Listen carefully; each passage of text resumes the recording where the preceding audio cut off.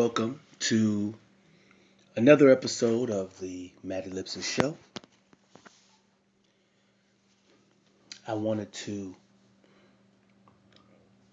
say a specific, I wanted to talk about a specific concept, and I'm sending this to people that I care about, people that I love. Um,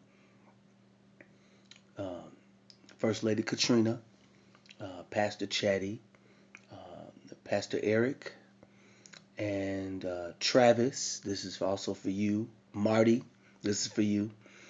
Jessica, I'm so glad we talked yesterday. You inspired me in our conversation yesterday, and so I wanted to send this to you also. And of course, Naomi and Nathan, my children. There's a concept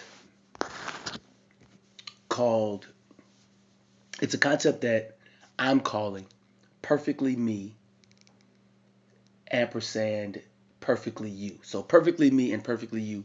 If I was going to abbreviate it, I would say Naomi, you are perfectly you. Or Nathan, you are perfectly you. Um, if someone were to say to me, Matt, you're horrible in this area, you're terrible in this area, you're scum of the earth, you're the N word, you're all these different things. Um, on one level of being a human being, you're going to accept those things and deal with them. Well, I'm not an N word. Uh, I'm not a uh, I'm not a horrible person. This person is saying what they're saying. On one level, you're going to accept those things at least for a moment so you can process it and see if it applies. And I think that's healthy. I think that is very healthy.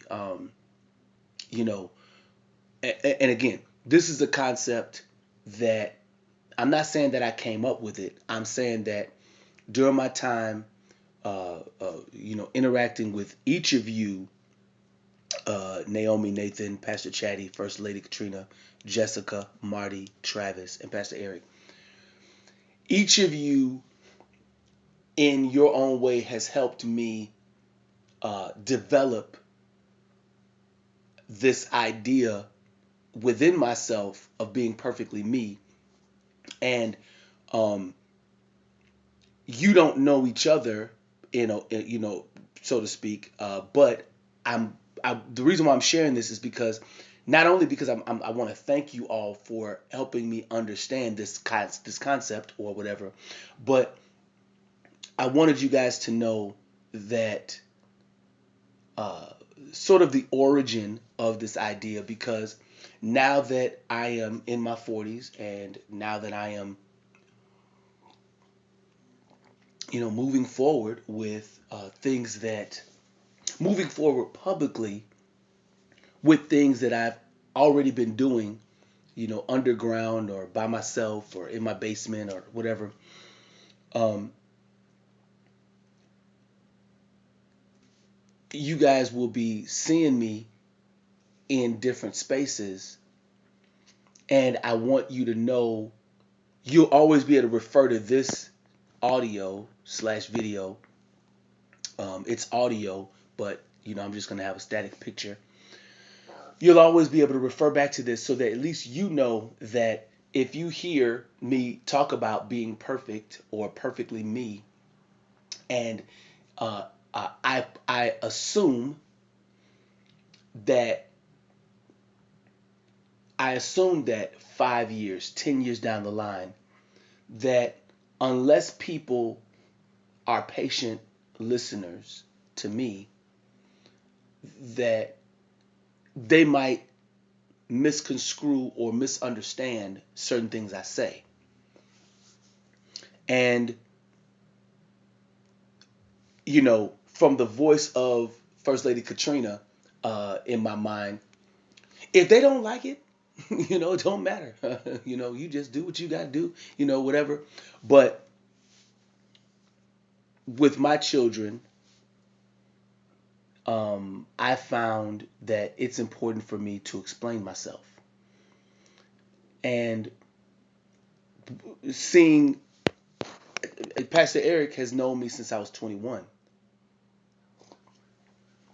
And let me think. So, Jessica, you are that age. Let me see. So, let me see. So, eight, nine, so, okay. Imagine this. Okay. Matter of fact, I'll do sort of a small description of everybody. Naomi and Nathan are my children.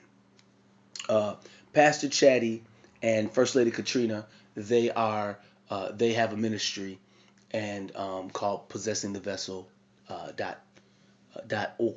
So possessingthevessel.org. Um, Jessica is a soldier that I, uh, when I was a staff sergeant, she was a specialist, and so now she is either she's an E7, soon to be an E8. First Lady Catrena is one of my former supervisors, and she, so when I was stationed at Fort McCoy, she was one of my bosses, and it's possible, First Lady Catrena, that you and Jessica might have seen each other because you both are in the legal field, so you might have run across each other. So if you saw a picture of each other, you might know each other. Now, um, Marty, I know him. We were coworkers when I worked at Walmart, and Travis, we were coworkers when I worked at the factory here in Toma. And both Marty and Travis, they're people that I maintain communication with.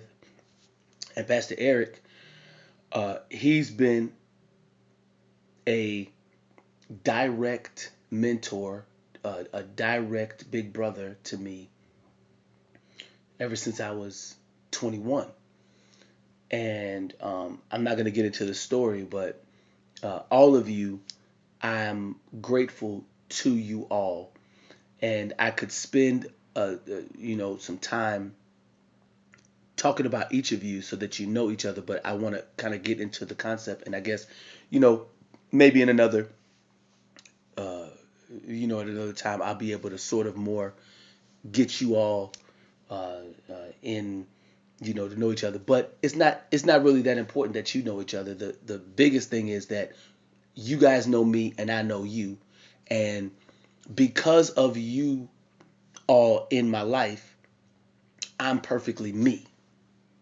And I can say that not only you all are perfectly you, but I say this, that everybody is perfect. Now, so I'm going to start. I want to speak my thoughts just so you can hear it, and then I'll explain it in a few. Okay. Now, I've only written down one little piece of this, but it's been on my mind ever since we met. And Jessica and I met in 2003. Okay.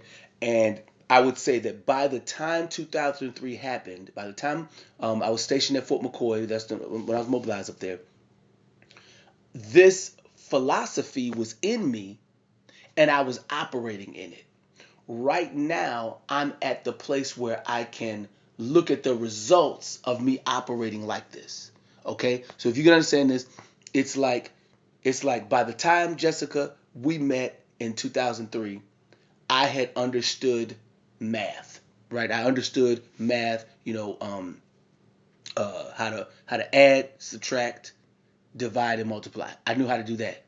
And then, now years later, I'm looking back on the fact that I knew how to do that. How many things have I been able to do in accounting and taxes and um, uh, measurements? What are all the things that I've been able to do because of understanding arithmetic? Okay. And if you go over your life and say over the past 20 years, arithmetic has I've been doing certain things because I know arithmetic. I've been able to do boom, boom, boom, boom, boom, boom, boom, boom, boom, boom, boom, boom, boom. That to me is something that my brain does on a regular basis. First Lady Catrena and Jessica, you guys know that in the military, every time we finish doing something, we do an AAR, an after action report or after action review. And me, um, uh, uh, Pastor Eric knows Pastor Brian, and Pastor Brian has been, my pastor, I guess, for years. He's also known me since I was 21. Him and Pastor Carla, and there was something he said in response to a question about tithing. Okay, so I'm gonna get into this, and I'm gonna go into how it relates to being perfectly me, perfectly you. Okay, so a lady asked Pastor Brian about tithing, and she explained her dilemma that her husband doesn't believe in tithing, but she does get an allowance from her husband. So, you know, how do you tithe in that scenario? Or how do you deal with that? So, Pastor Brian explains what she should do, tithe on what she gets, and don't worry about, her husband. And then her response, and this is all on audio. I still have this. I still have this audio. She says, "I tried that, Pastor." And some of the people, I believe, if I remember correctly, some of the people laughed a little bit. And that put a little bit of pressure on Pastor Brian, I think. And I believe that pressure is good. Um, when you're under pressure, the real you comes out. Okay? Or better yet, when you're put under pressure, your training comes out. Okay? And the military, um, I'm retired now. And one of the wonderful things about the military is you develop reflexes that are constructive. Okay? So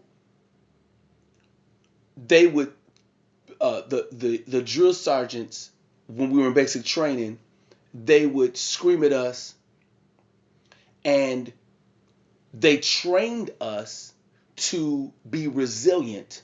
And while they were putting pressure on us by making us do hundreds and hundreds of push-ups, our response that we were taught and we were motivated to speak is, you can't smoke a rock. And smoking meaning get out and smoke yourself, or we're going to smoke everybody. And smoking meant we're going to make you do a whole bunch of exercises until you are exhausted to the point of muscle failure. We're going to make your muscles fail. Not that you're gonna die, but you're going to be exhausted and you're going to want to stop. But you have to keep going because you get stronger when your muscles fail, and then you rest for a second, and then you get back into the exercising. So they developed a reflex within us to when the drill sergeants are coming at us heavy, get down there, we're gonna smoke everybody. All right, get ready for doing some push-ups. Come down and do some push-ups. Half left face. And then you're doing that, and everybody's doing the stuff. And then many of us, we got energized by the challenge, because we're basically saying, you drill sergeant, this is our cry, you're not going to smoke us. You can't. You may be trying to bring pain on us with your commands, but we're letting you that our bodies are so strong that you can't smoke us. We are rocks. You're trying to smoke us, but we're rocks. You can't smoke a rock. And so many of us, you can't smoke a rock, drill sergeant. We're down there pushing up. You can't smoke a rock, drill sergeant. And they say, get down there and do some more push-ups. And we say, you can't smoke a rock. So we're accepting the challenge. They're giving the challenge of the push-ups, and we're accepting it, and we're going, and we're going, and we're going. And by the time I came to that church with Pastor Brian, and by the time I met Pastor Eric, I was a person that any challenge you gave me, if it was something I knew I could do, or if it was something that I might not be able to do, I'm gonna accept that challenge. Meaning, okay, listen. By the time I got to Pastor Brian and Pastor Eric, I was already a Christian, and I was, almost 3 years in the military. So I was this, you know, somewhat nice looking, somewhat chiseled, young, handsome. I got some pictures of me back in the day. I'll show. Matter of fact, I might add it to the video. Okay, so you can see I was yeah, I was yeah, I was all okay. Look, okay, let me not let me not ego trip. Okay, okay, listen. What I'm saying. Okay. Now so I know those reflexes for myself. So I'm listening to Pastor Brian, and the lady put some pressure on him. Now, Pastor Brian, this is not, it's not about pressure and Pastor Brian having a you can't smoke me like I'm gonna dominate her. What this when in the context of him teaching his Monday school class, um, man, you know what? I wonder if I should put Pastor Brian on this. No, I'm not gonna put Pastor Brian on this. I'm gonna put Pastor Brian on this list. Okay, Pastor Brian.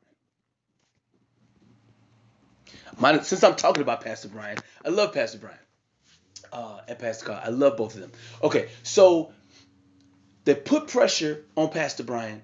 She put pressure. I tried that, Pastor. And Pastor Brian said, this is not a I tried that, Pastor gospel. Now, everything else I'm gonna say that he said is paraphrased because I took what he said. This is back. I want to say this is 1997, 1998, 99, something in there. Not even 1999. Um, uh, uh, so I listened to that multiple times. That I used to listen because I was driving the truck. I used to listen to that sermon a whole bunch of times, and all kind of Pastor Brian Monday school, Pastor Brian. I was I I listened to so many Pastor Brian sermons because Pastor Brian was different from his older brother, because his older brother, you'll get it, boom, or whatever. But Pastor Brian was a teacher, and I found, and maybe that's because I was called to be a part of his ministry for sure, is that there were so many things in what he had to say that it's like one Pastor Brian sermon to me was like 2 weeks worth of groceries. Okay, that's what his sermons were to me. And so to be getting them from the Monday school tapes, right? And there were two of them a day. There was like a 12 o'clock and a 7 o'clock. So I would get those two tapes. And then we would see Pastor Brian on Thursday for youth, for youth ministry, and he would speak there. And I don't think that we made any tapes, but you could just listen to him, and he's just right there. And so I accumulated all this stuff, and so I would listen to it, and I'd be getting fed a lot. So anyway, again, the topic is perfectly me, perfectly you. When he said that about this is not an I tried this type of gospel, what he was saying, or what he went on further to say, is that basically the word works. You need to learn how to work it. In another example he used was the light switch. You come in, you flip the switch on, it works. You don't question it. Like, you don't understand. So if you switch the light on and nothing happens, okay, now you got to kind of work it and try to figure out how you're going to get it working. But the bottom line is, every time you turn on the light switch, the light should come on. Every time you click it and to turn it off, it should go off. And what the way that I would say that now is that with scripture and with these biblical principles that are in the word, you can have codified reflexes if somebody offends you, there is a response that your body and your mind, your soul, your spirit can have with the offense, right? If somebody offends me, I know the first thing I need to do is, and this is Pastor Chattie and First Lady Catrena and Pastor Eric and Pastor Brian. You guys are all Bible people, so what I'm about to say is probably very boring to you, but and I'm not trying to be flipping through scripture, whatever they said, but I'm saying this like for the benefit of Nathan and Naomi and Marty and Travis and Jessica, like so that they understand how my brain works on this. When somebody does something wrong to me, right? And Jessica, yesterday we talked about the chief and the deputy SJA. When they does something wrong to me, right? That they're offending me, and I learned that when people offend you, it's a trap. It's a trap to make me be trapped in what's called unforgiveness. And when you're in unforgiveness, the tormentors, you're being tormented by that unforgiveness. You're being tormented. There's a parable, or there's a couple of scriptures where it even talks about that if you really go in there. And that's something, whatever. I can explain it, but whatever. Okay, whatever. It doesn't matter. It doesn't matter for me to explain it deeper. If you want to know, then we'll talk about it in another scenario. But so when the chief and the deputy, when they offended me, I immediately in my heart, I took everything that they said and did, and I gave it to the Lord in the moment, right in the moment, because I'm always in communication with the Lord. Always. There's never a time that you've known me, that you've not seen me. There's never a time since the time period, Jessica, Marty, and Travis, there's never a time that you have interacted with me where I've not been in communication with the Lord. I'm always interacting with him in my heart. Praying without ceasing, that whole idea, I adopted that. That's one of my that's one of my reflexes. I'm always communicating with the Lord. Even when I'm making a decision that some people around me may think is wrong, I have to know that I communicated with the Lord about it, and whatever it is that he and I decided to do, because I've been saved for now 20 something years. So he does give us the power of choice. So it's not, I'm not a robot. So when things happen, like when the chief and the deputy, when they offend me, I immediately give the instance. I give everything that was said to me. I give it to the Lord, right? And he says, vengeance is mine, I will repay, which means I don't even have to come back at them. I don't have to do it, because it's almost like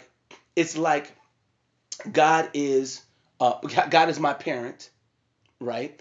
And someone is verbally abusing my son. I'm going to immediately act. My son doesn't have to punch that person in the face to, get the response. I'm his parent, so I'm gonna, come after them. So that's the same way with me and the Lord.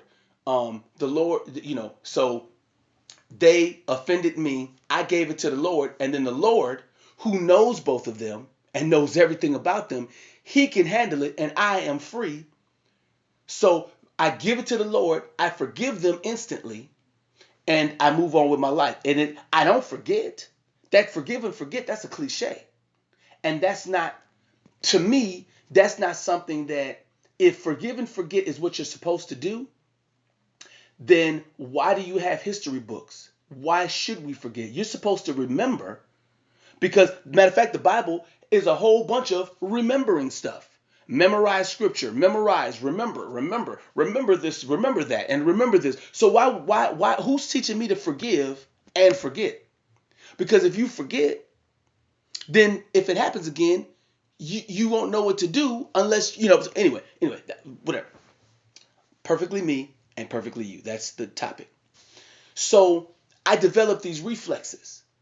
And when Pastor Brian was saying that to the young lady, he was saying, you need to figure out for yourself, in that instance, you need to figure out what works. If it didn't work, then you got to figure out what you did wrong to make it work. That's what he said to her, basically. But I took it and then I applied it to my life, where if my faith in terms of whatever it is that I'm supposed to be doing with my life, um, and when I say whatever I'm supposed to be doing in my life, I am literally making it, I'm downplaying the importance and the magnitude of my purpose on the earth. I'm totally downplaying it because, when I talk to other people, what I find out is many people are walking around with wishful thinking and with non-specific faith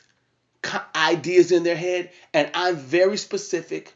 I am very purposeful. I know exactly what I'm supposed to be doing with my life. I know exactly.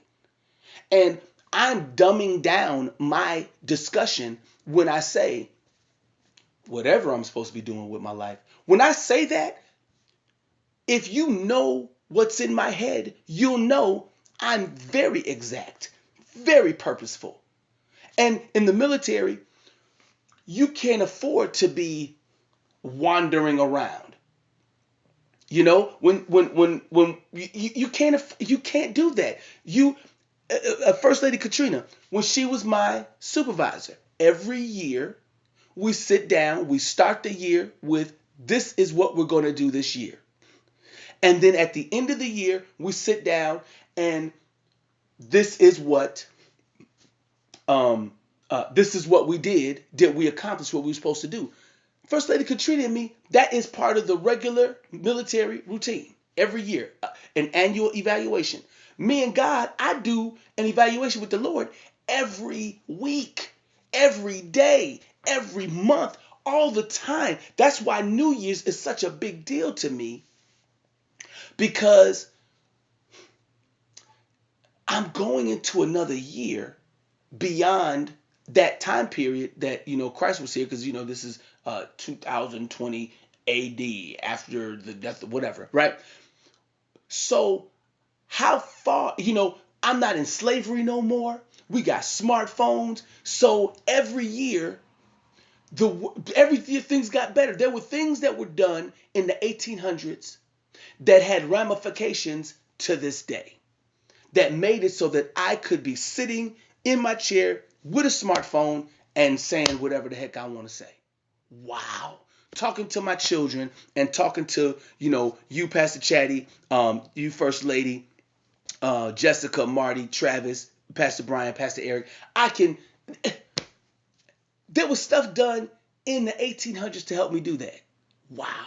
And so I have to trust that my actions are in sync with God, because if if if I got saved when I was 19, just to wander for 20 something years and be in my 40s talking about, well, I don't know what I'm supposed to do. Something's wrong with my mind. I'm not perfect. I hope the Lord. If that's my speech at 40, when I started my Christian walk at 19, then this whole Bible stuff is a waste of time. The whole military is a waste of time if I didn't learn how to be exact in terms of my faith, if you want to call it that, or be in terms knowing what I got to do for my purpose. I've wasted my time. And being perfectly me and being perfectly you basically means that I have been working on me and working towards my purpose and fulfilling my purpose, actually, ever since I learned what it was. And I learned it when I was by the time by the time I met Pastor Brian and Pastor Eric, I knew exactly what I was supposed to do with my life, and I went to do it. And what I found in these past 20 something years is that I've always been doing it. There's never a time that I've never been fulfilling my purpose. Just like a light bulb. Just call me a light bulb. Call Pastor Brian a broom. Call Pastor Eric Ziploc bags. Call Naomi a chair. Call Nathan some paper towels. Call Jessica a uh, uh, uh, a cup, a plastic cup. Marty Marty is the person. Marty and Travis. Um, you both, you got to come in the house, right? You go to the chair, you sit down. You go grab a cup, the cup, you put some water in it, drink the cup. You flip on the light comes on. You go grab the broom and you sweep around. All of those items are perfect because when Marty and Travis walk in and they use all those items, there is no, oh, this broom is broke, unless the broom is broke. And if the broom is broke, or the light doesn't work, or you're out of paper towels, or if the cup got a hole in it, now those items are imperfect. But when they are in working condition, they're perfect. And that's what I learned about myself. And that's what I learned about all of you. That you guys are perfect to me. You may not be perfect to someone else. But all of you, Pastor Brian, Pastor Eric, Travis, Marty, Jessica, First Lady Catrena, Pastor Chattie, Naomi, Nathan, you all are perfect to me. Why? You're perfect to me because I interact with you all based on our relationship. And the time that I spent with Jessica, it helped to develop a certain part of me, the leadership part of me from our time period. Because just like First Lady Catrena used to sit down and counsel with me, care about me, bring me into her office and close the door and let me cry in her office. Just like that happened for me. In some ways, that's what I also was for Jessica. Perfect. Perfect. And here's what's funny. On the timeline, I sold my leadership style into Jessica, and I reaped it from First Lady Catrena. Because I remember when Jessica came, she didn't need just for somebody to run her around.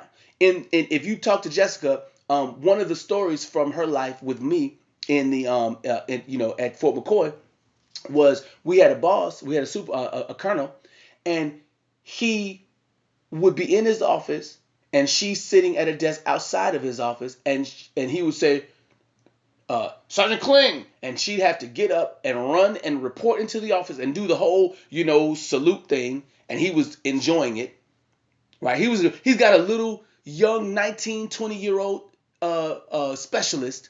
And she, yes, sir. And she walks into there and salutes. And so then, and he would say, go get Captain Pullman, go get Captain such and such. And so she would have to run, moving, sir, and run down the hallway and go get the person, the lawyer that, the lawyer soldier lawyer that she requested. And the lawyer soldier, everybody was reservists. So that active duty thing, that basic training thing that he was doing, they were like, why is he even doing that? And so now that put pressure on the captains or whoever to come in there. Are they going to come in there like flipping, like, What you need, sir? No, they got to sort of adjust, because if the colonel wants that type of activity, right, then they need to come in there and be at least have some military bearing. But one of the things that the colonel, in his wisdom, that many of the people there lacked military bearing because they're lawyers on the outside. So he was adjusting the temperature, he was adjusting the climate with Jessica. Now, me, before Jessica came, I was already like that. I was a young E6. I was all so when the colonel was like, uh, uh, Sergeant Walker, yes, sir. I came in there. I didn't have to do the salute thing all the time because I started off like that, and he was like, "You only had to do that." He said, "Boy, listen. I'm not gonna say this what he said, but he already felt the enthusiastic military bearing, because the thing about it is I had the military thing going on, but I had the church thing also behind it. So I was functioning at a kingdom of God church level in the military, and the colonel was overwhelmed. He was like, and he just let me do what I do. And what he did was, so then I would go down there, and I wouldn't have to run the way he do with Jessica. And it's because Jessica was a little bit younger. I was 20, whatever. I'm about maybe 6 or 7 or 8 years older than her. So there was a different, obviously, dynamic. But with the captains, they were able to be a little bit slack and flippant, and have lack of military bearing. And when Jessica, he was using that. Now using that to help them out. But the reason why I mentioned that is because, um, Jessica didn't need military bearing. She already had that stuff. She didn't have, what she needed was, she needed,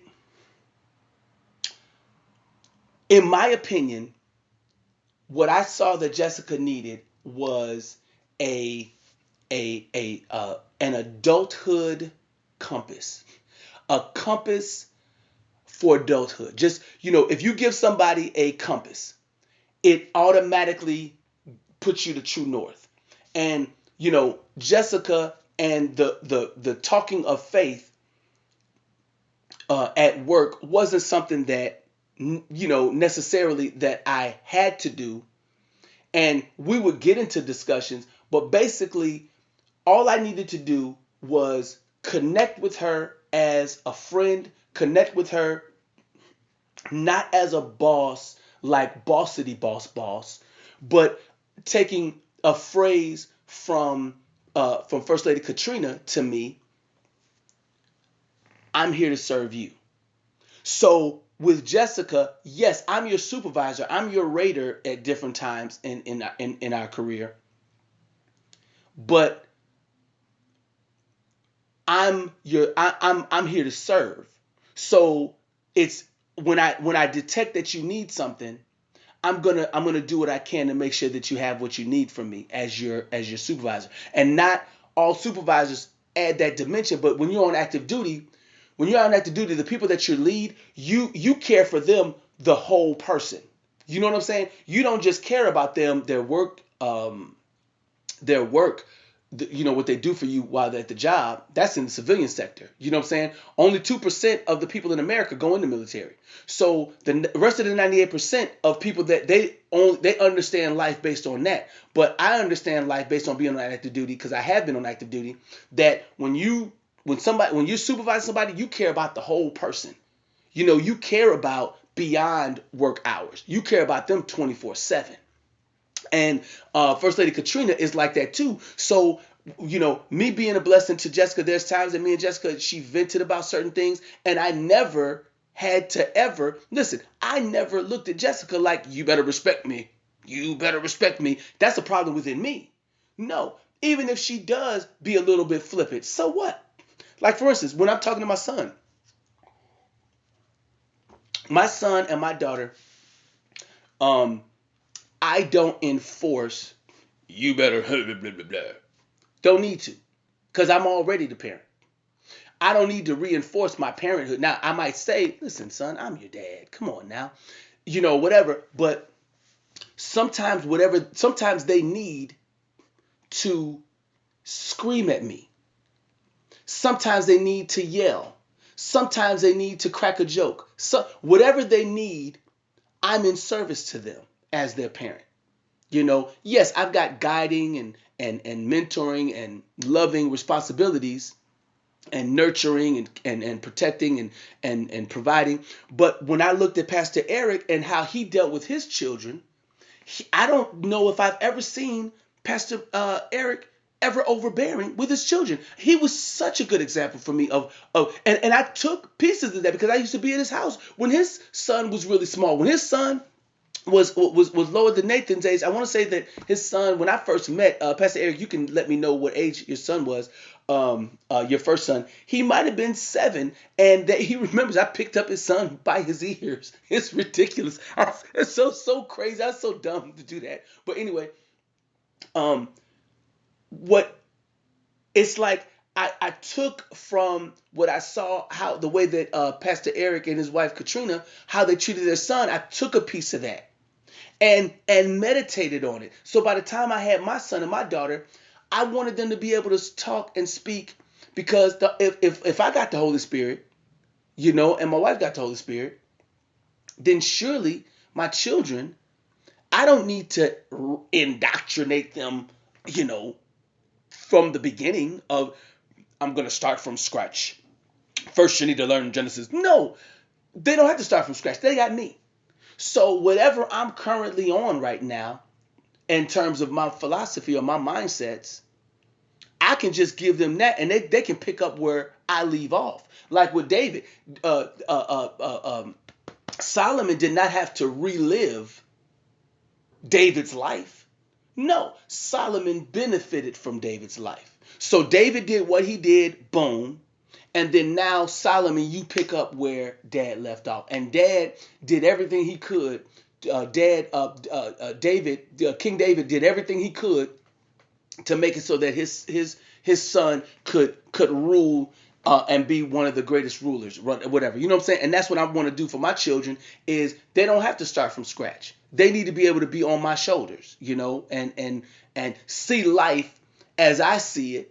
And because of their perspective, they're the future. So with Jessica, I didn't want to give her leadership like everybody else because you could see everybody else doing that type of stuff. But I wanted to be a servant leader, or at least that's what I saw from Pastor Brian, Pastor Eric. I saw them being servants. Do you know what I'm saying? To the people that they cared about and the people that cared whatever. So anyway, perfectly me, perfectly you. I'm believe me, everything I'm saying is part of this. Okay, so now, the example that I used of all of those items in the kitchen or in the house, those items are perfect, and there's no flaw in those items unless there's a flaw. And so if the light bulb is cracked, you go get another light bulb and then you expect it to work.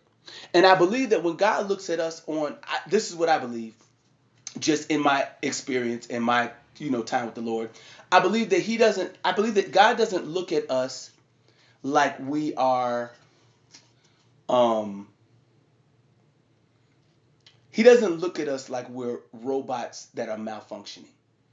I don't think that he looks at us as everybody has sinned and you are all scum and you'll never ever ever be good as me. I don't think you look at it like that. I believe that just like the military, you look at everybody as they have a reason for being here. And I have I have enough military occupations that you should be able to fit in one of these classifications. All right, Matt, you came through the first level and the second level of training, which is basic training in AIT.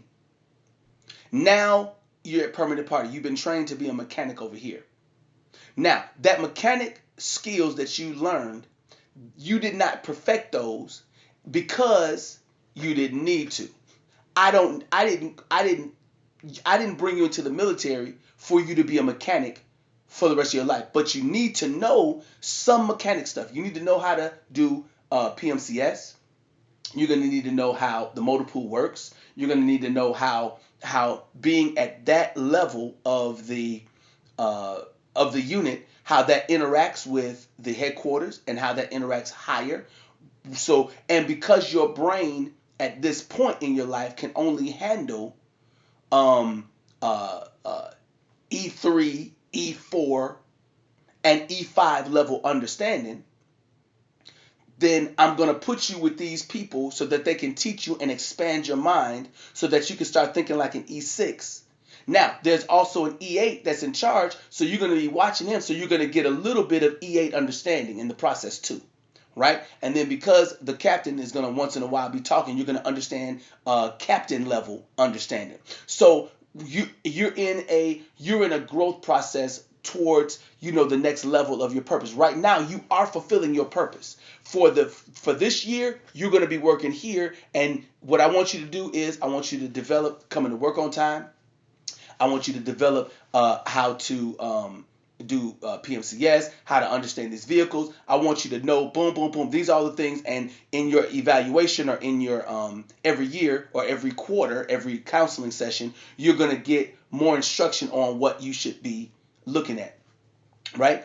What you should be doing. And continue to do it. And if you get out of line, no big deal. You got loving leaders in your squad, and there's a hierarchy. So all these people are in charge of you, and all these people right here are subordinate to you, but you're not in charge of them, unless these are the whatever. So I think God looks at us like that, and if we got that wonderful setup where He's guiding us towards and towards everything builds on itself. When you get to your next assignment, everything that you did in your previous assignments, you're gonna use some of that, even if it's just an idea and a thought or a mindset. So there's stuff that my whole life I've used elements of it. You know what I'm saying? So now that means that I don't look at myself as flawed. I don't look at myself as I need to get myself together.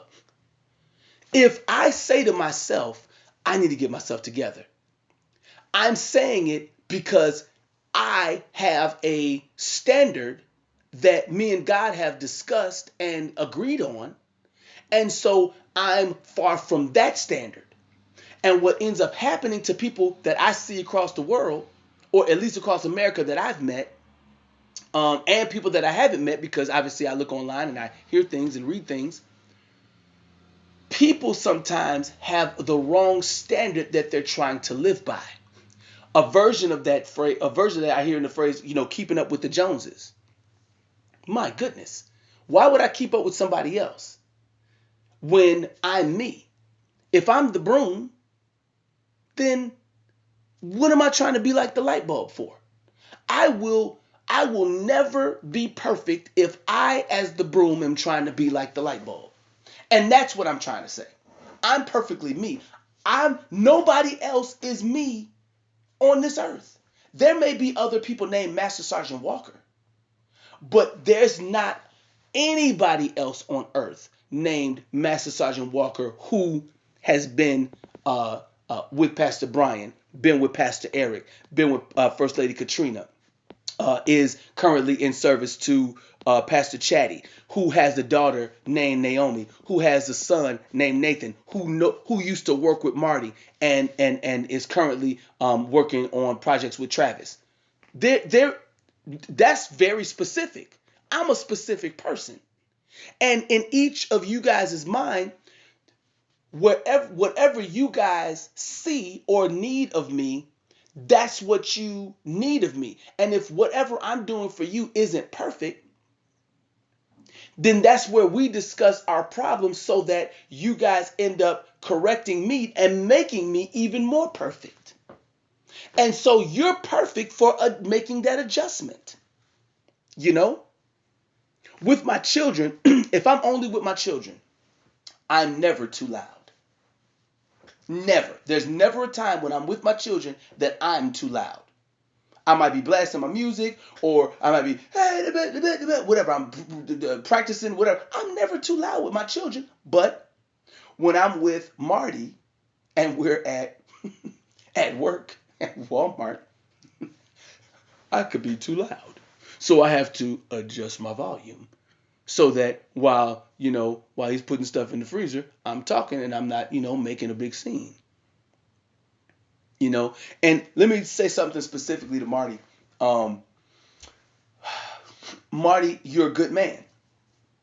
Um, you're a good man.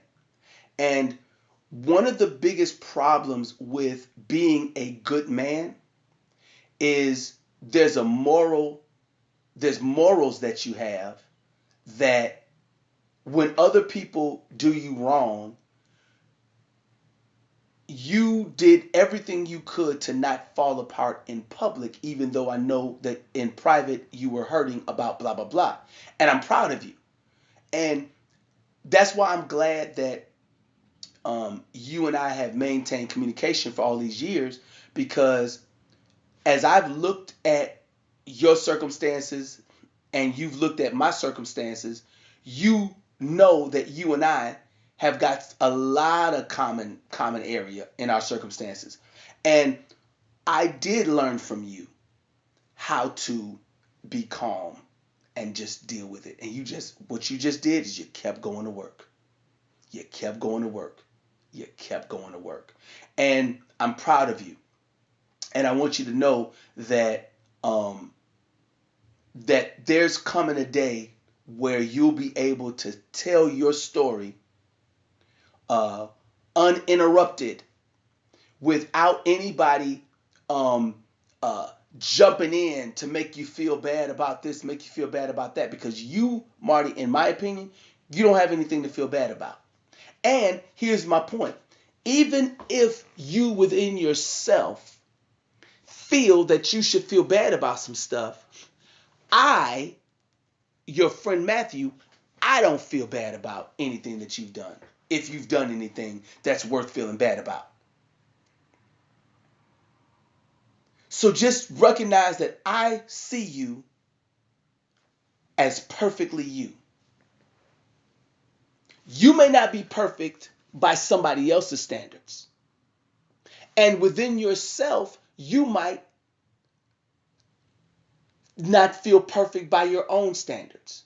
But by my standards, you're perfect. Perfectly you. And so I don't mind down the road abbreviating it to say Marty's perfect. Travis is perfect. Naomi is perfect. Nathan is perfect. Pastor Chattie and First Lady Catrena, perfect marriage. Perfect leaders. Perfect servants. Jessica, perfect soldier. Perfect woman. I don't mind abbreviating and saying that. I don't mind that. Why? Because I know that people will misunderstand it. But if they've heard anything in this little 1 hour, I think I'm going to cut off here in a few minutes. If they've heard, then they'll at least understand where I'm coming from.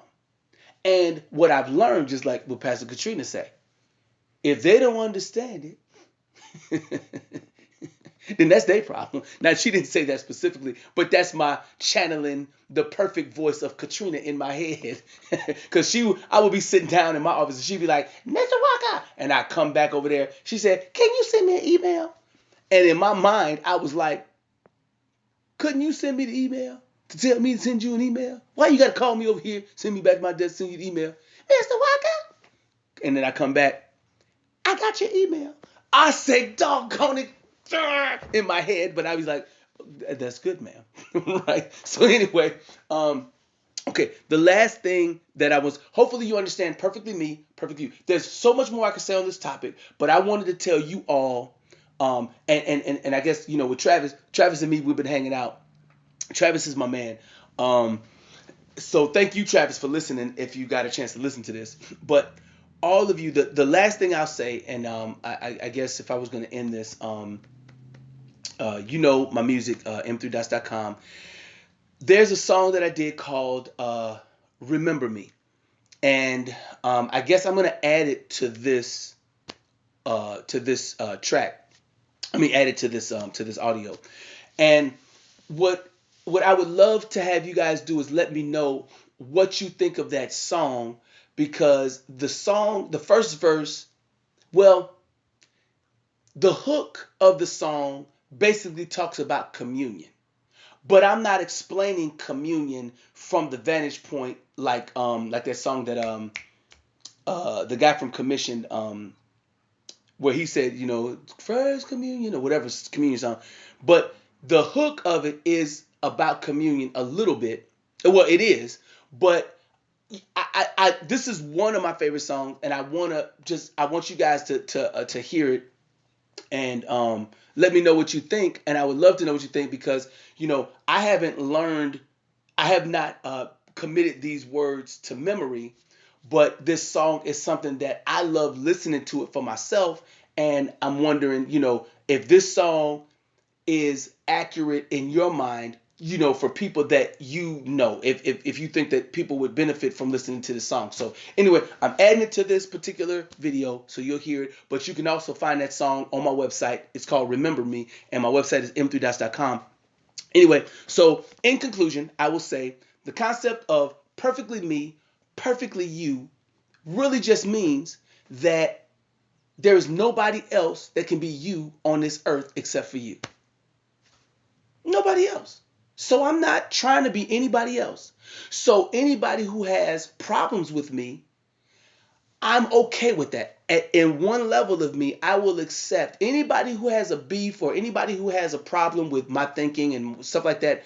I will listen, because what they're saying is that really might be an opportunity for me to give a tune-up to who I am, an adjustment to who I am.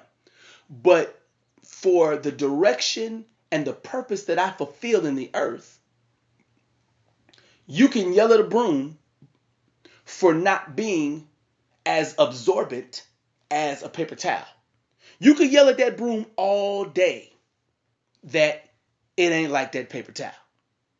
Just like the eye can yell at the hand, I don't need you because you're not like me. I don't need you because you're not like the foot. Everybody can argue about why somebody is not like they should be. And to me, that's fruitless. I'm a broom. I'm happy to be a broom. And I'm going to just be available when somebody needs to sweep someone off their feet. I'm just kidding. Okay, look, bless you guys. Thank you so much for listening. And like I said, I'd love your feedback if you want to give me some feedback. And I'll talk to you guys later. You are now listening to an m3dots.com free download. Thank you for your support. You are now listening to an m3dots.com free download. Thank you for your support. This is not a secret, tight hold like no spiteful, lack of insightful, not no rival. Society, hold no eye, it's irony. Cattle on 1,000, my propriety. More than the zeitgeist, hands down decidedly. The king of Babylon ate pine, then opined of me. Some of the council said finally. I'm patient, think refinery. Think about the peace, be still, voice, real choice, third seal, big reveal it all. Lay hands, heal them all. Cast the net, get them all. Highways, byways, meet them all. Banquet, invite, met them all. Set them all down, break bread ass. If it was the last, I just makes you crash. But let's not let this moment pass, because when you grasp it, you'll remember. When you do this, please don't do it in the frivolous ambivalence as traditionally. See what I mean? Do this in remembrance, please remember me. Please, oh please, don't do it in the frivolous ambivalence as traditionally. See what I mean? Do this in remembrance, please. In the era of the remember first me. dot, I faced all my fears. Second dot era, time to manifest my beard. It don't grow long, but it is triumphant. Matty Ellipsis afro, Amish city bumpkin. When I shave, they say I look 25. When I was in my 40s, it felt good to be alive. I thrive in discomfort cause I know when my cheese move. She mistakes it for macho, my cheese move. Foresight, 2036 vision. Nobody earthly can stop my mission. I said that I must and I did what God projected. Underground sound, kingdom music is protected by the orange, purple, gold of the district. Whenever you see me, I'm about my father's business. That's why every song got anointment on it. You can let your kids listen without cringing what's on it. The music of today needs a tweak from the king. That's why I'm persisting with the message that I bring. In the third dot era, everybody sings. That's why I'm persisting with the message that I bring. In the era of the first dot, I made full proof. Second dot era, my proof bears fruit. Don't forget m3dots.com. Do this in remembrance, please. Remember me when you do this, please. Don't do it in the frivolous ambivalence as traditionally. See what I mean? Do this in remembrance, please. Remember me, please, oh please. Don't do it in the frivolous ambivalence as traditionally. See what I mean? Do this in remembrance, please. The wafer represents the word. It took flesh when you ingest. You know you are blessed. The juice is just a taste of redemption. Oh, the blood was shed for you. The wafer represents the word. It took flesh when you ingest. You know you are blessed. The juice is just a taste of redemption. Oh, the blood was shed for you. When you do this, please, don't do it in the frivolous ambivalence as traditionally. See what I mean? Do this in remembrance, please. Remember me, please, oh please. Don't do it in the frivolous ambivalence as traditionally. See what I mean? Do this in remembrance, please. Remember me represents the word. It took flesh when you ingest. You know you are blessed. The juice is just a taste of redemption. Oh, the blood was shed for you. The wafer represents the word. It took flesh when you ingest. You know you are blessed. The juice is just a taste of redemption. Oh, the blood was shed for you.